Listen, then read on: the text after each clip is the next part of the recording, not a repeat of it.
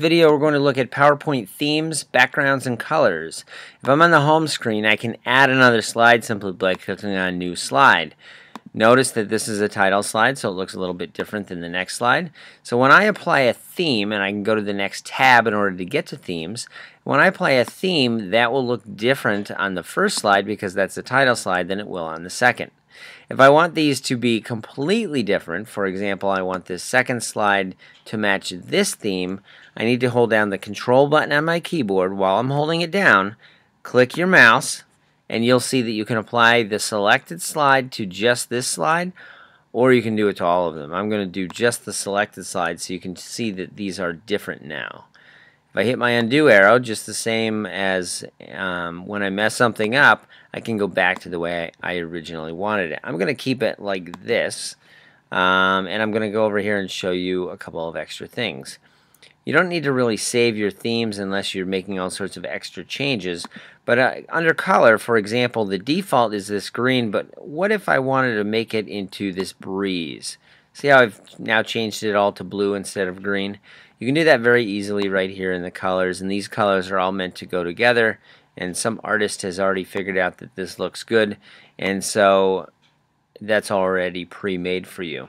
You can also choose the fonts that go together. Notice there's only ever 2 fonts at a time. That's pretty true of anything you're ever making on the computer.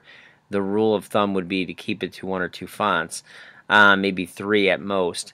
And the background color, this can get a little complicated. You can make this fancier by clicking on these, or if you want to go to advanced stuff, you can go to Format Background, change the color. You can change, so this will be a solid color if you choose one of these. You can go to gradient, which makes it go from a lighter color to a darker color, or, for example, if I wanted it to go from like orange to green, that's how it would work. You can change how see-through it is. That's what transparency is. Transparency is how see-through. You can also change the angle, so instead of going from top to bottom, it can go from side to side. You can make it even go from one corner to the other.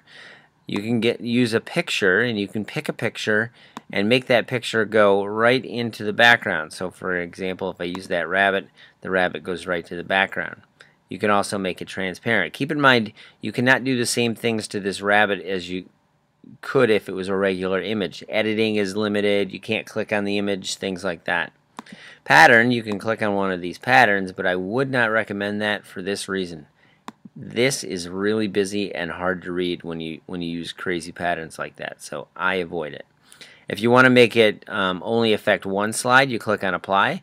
If you want it to affect all of the slides, you click on Apply to All. There are some other features up here that you may be interested in, but we're not going to cover those in this video.